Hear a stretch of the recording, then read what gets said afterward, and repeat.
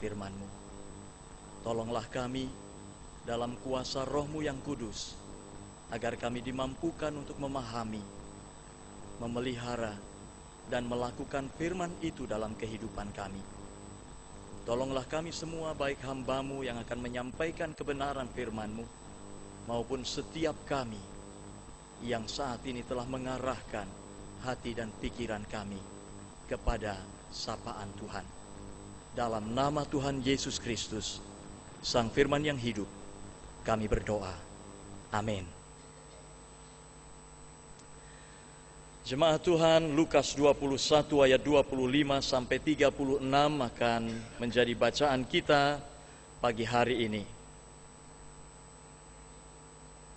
Ada dua perikop yang oleh Lembaga Alkitab Indonesia diberi judul Kedatangan Anak Manusia, perumpamaan tentang pohon ara, dan nasihat supaya berjaga-jaga. Injil Lukas pasal 21 ayat 25 sampai 36. Dan akan ada tanda-tanda pada matahari dan bulan dan bintang-bintang, dan di bumi bangsa-bangsa akan takut dan bingung menghadapi deru dan gelora laut. Orang akan mati ketakutan karena kecemasan berhubung dengan segala apa yang menimpa bumi ini, sebab kuasa-kuasa langit akan goncang. Pada waktu itu, orang akan melihat Anak Manusia datang dalam awan dengan segala kekuasaan dan kemuliaannya. Apabila semuanya itu mulai terjadi, bangkitlah dan angkatlah mukamu, sebab penyelamatanmu sudah dekat. Lalu Yesus mengatakan perumpamaan ini kepada mereka. Perhatikanlah pohon ara atau pohon apa saja. Apabila kamu melihat pohon-pohon itu sudah bertunas, kamu tahu dengan sendirinya bahwa musim panas sudah dekat. Demikian juga, jika kamu melihat hal-hal itu terjadi, ketahuilah bahwa kerajaan Allah sudah dekat. Aku berkata kepadamu, sesungguhnya angkatan ini tidak akan berlalu sebelum semuanya terjadi. Langit dan bumi akan berlalu, tetapi perkataanku tidak akan berlalu. Jagalah dirimu, supaya hatimu jangan syarat oleh pesta pora dan kemabukan, serta kepentingan-kepentingan duniawi, dan supaya hari Tuhan jangan dengan tiba-tiba jatuh ke atas dirimu seperti suatu jerat. Sebab ia akan menimpa semua penduduk bumi. Berjaga-jagalah senantiasa sambil berdoa, supaya kamu beroleh kekuatan untuk luput dari semua yang akan terjadi itu, dan supaya kamu tahan berdiri di hadapan Anak Manusia pada siang. Ya. Demikianlah saudara-saudara firman Tuhan, dan berbahagialah setiap orang yang mendengarkan dan memelihara firman Tuhan serta melakukannya. Maranatha. Maranatha, Maranatha, Maranatha.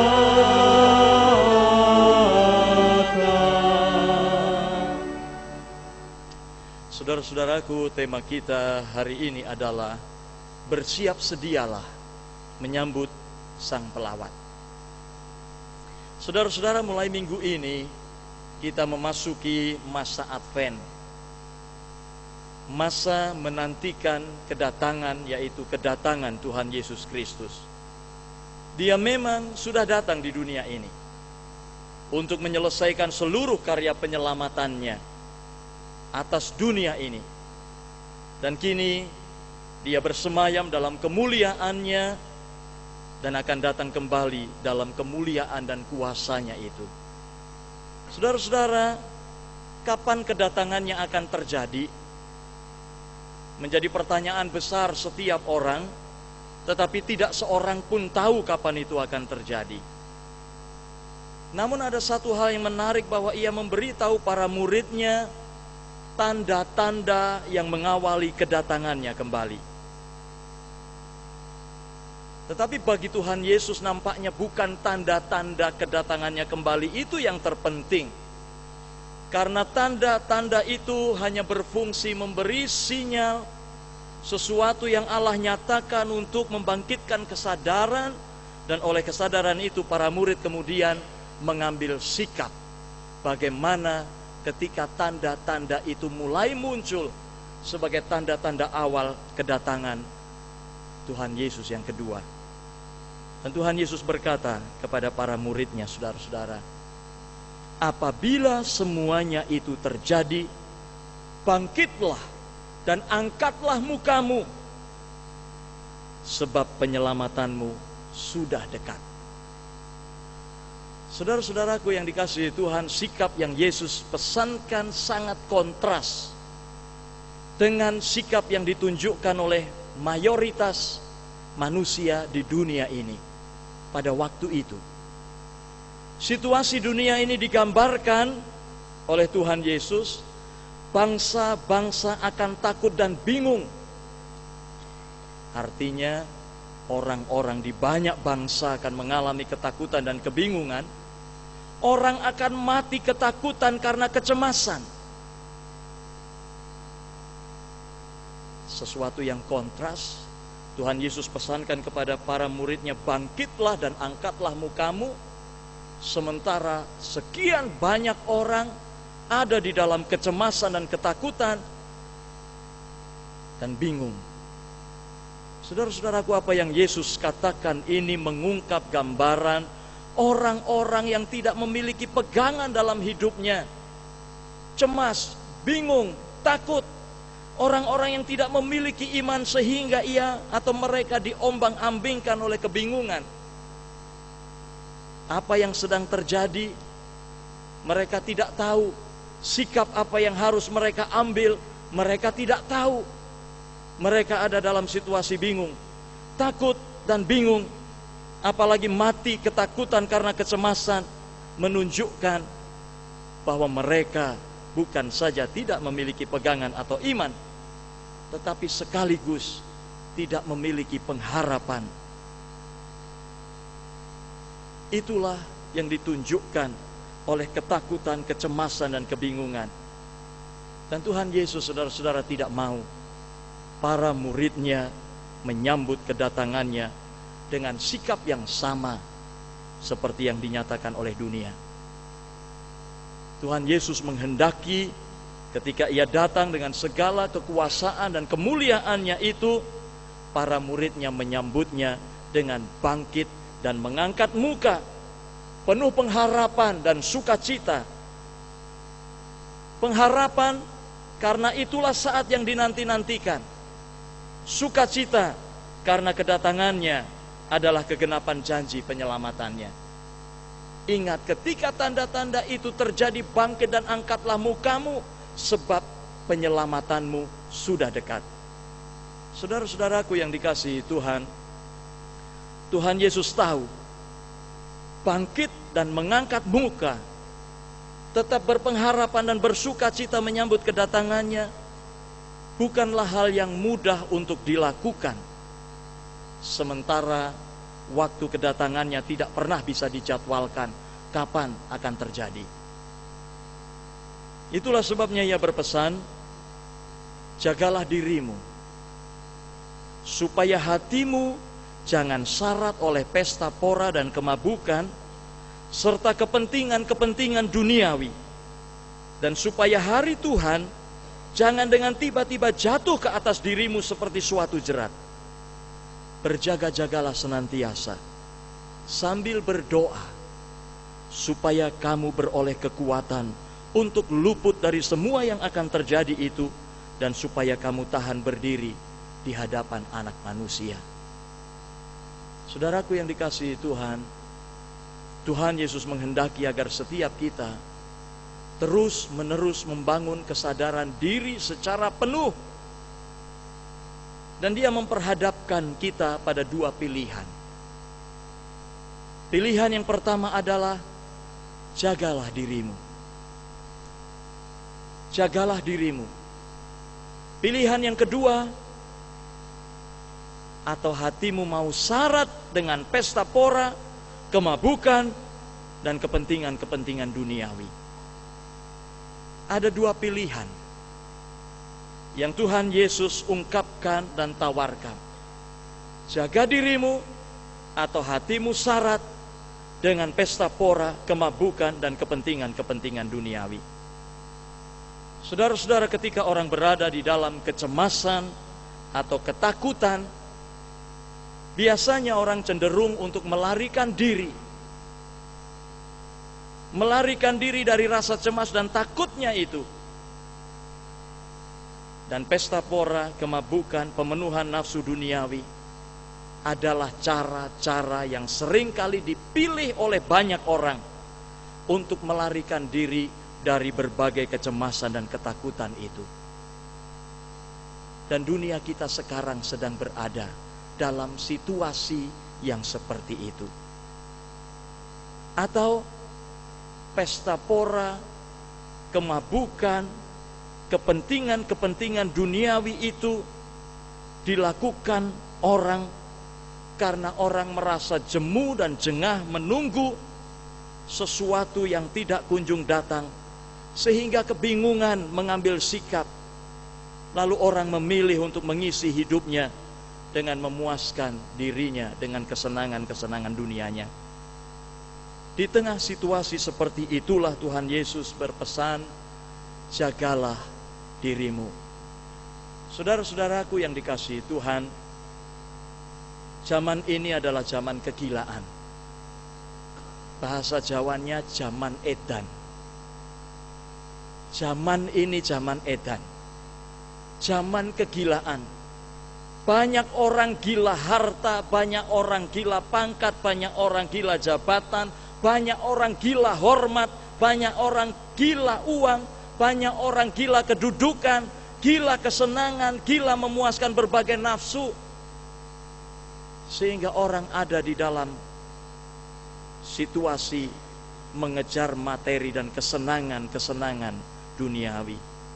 Materialisme dan hedonisme begitu kuat. Zaman ini adalah zaman di mana nilai-nilai kehidupan mengalami kehilangan makna. Saudara, seorang pujangga Jawa yang namanya Ronggo Warsito pernah berkata, menangi zaman edan, yen ora edan ora keduman. Itu artinya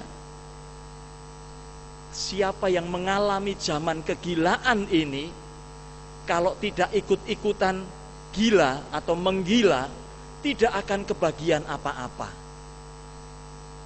Dia hanya akan melihat, oh si A luar biasa ya kayanya ya, karena dia korupsi. Aku yang bekerja jujur selama ini begini-begini saja. Korupsi juga karena kalau aku tidak korupsi, aku tidak pernah akan menjadi kaya seperti dia. Oh, si A kok bisa seneng-seneng begitu ya? Sementara aku hidup dalam firman Tuhan, rasanya tertekan sekali, padahal pergumulan dan kehidupan dunia ini begitu berat. Kenapa juga aku harus hidup mengikuti firman Tuhan? Mendingan seperti dia yang bisa mengungkapkan dan memenuhkan kesenangan-kesenangan hatinya, lepas dari semua tekanan kehidupan. Zamannya zaman edan, saudara. Zaman kegilaan. Sing ora edan ora keduman. Siapa yang tidak ikut-ikut menggila tidak akan kebagian. Tetapi Ronggo Warsito tidak berhenti sampai di situ. Dia berkata, nanging sak bejo-bejane wong kang lali, isih luwih bejo wong kang eling lan waspada. Artinya apa? Seberuntung-beruntungnya orang yang lupa atau lupa diri, masih jauh lebih beruntung orang yang selalu ingat siapa jati dirinya, ingat kemana tujuan hidupnya, sehingga dia selalu waspada di dalam kehidupannya. Saudara-saudara, apa yang disampaikan oleh Ronggo Warsito sesungguhnya telah jauh hari disampaikan oleh Tuhan Yesus. Jagalah dirimu. Jagalah dirimu agar tidak tergiur dan larut dalam arus dunia ini. Tetapi hal itu tidak mudah. Menjaga diri, saudara-saudara, bukan seperti siskamling yang kadang ada, kadang tidak ada.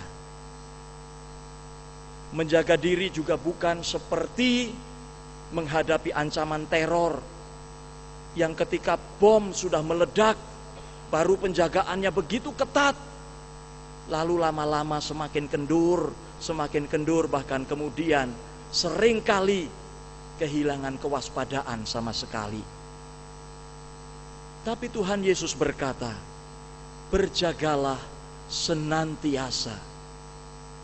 Be always on the watch. Always. Selalu. Waspadalah senantiasa.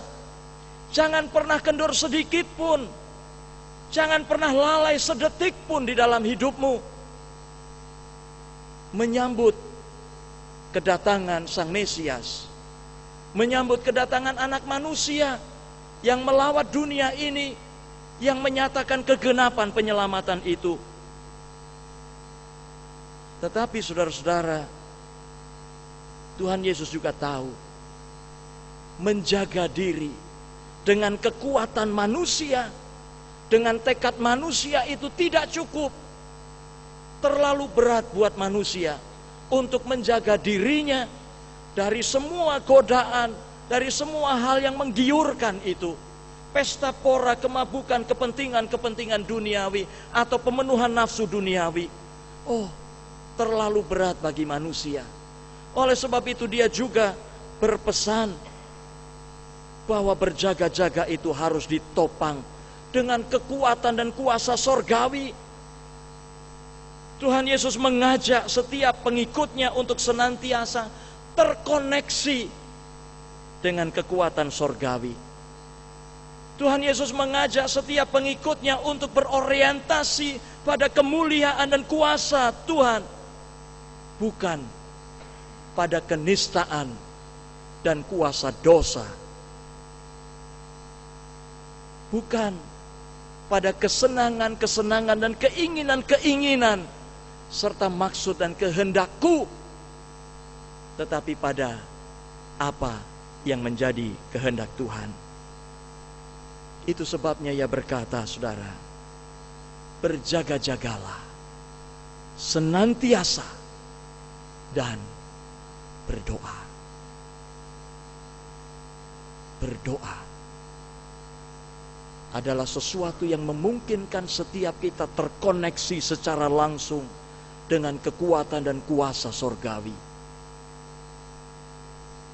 supaya kita beroleh kekuatan, supaya kita tahan berdiri di hadapan Anak Manusia. Saudara-saudaraku, kekuatan dan kemampuan untuk tahan berdiri di hadapan Anak Manusia yang penuh kuasa, kemuliaan, dan kekudusan itu hanya akan terjadi ketika kita menjaga diri dengan kekuatan hati yang tengadah dan terkoneksi dengan kuasa sorgawi, untuk membangun kehidupan yang kudus dan tidak larut dengan segala bentuk kesenangan yang ditawarkan oleh dunia ini. Itulah cara kita bersiap sedia menyambut Anak Manusia. Sebagaimana berita anugerah tadi mengatakan, dan kiranya Tuhan menjadikan kamu bertambah-tambah dan berkelimpahan dalam kasih seorang terhadap yang lain dan terhadap semua orang, sama seperti kami juga mengasihi kamu. Dan kiranya Dia menguatkan hatimu supaya tak bercacat dan kudus di hadapan Allah dan Bapa kita pada waktu kedatangan Yesus Tuhan kita dengan semua orang kudusnya. Itulah cara kita bersiap sedia untuk menyambut kedatangan Anak Manusia, Sang Pelawat. Dan dengan cara itu pula lah, saudara-saudaraku, kita sedang menyatakan kuasa dan kemuliaan sorgawi itu atas dunia yang sedang menuju pada kebinasaan. Tuhan memberkati firman-Nya. Tuhan memberkati kita semua. Amin.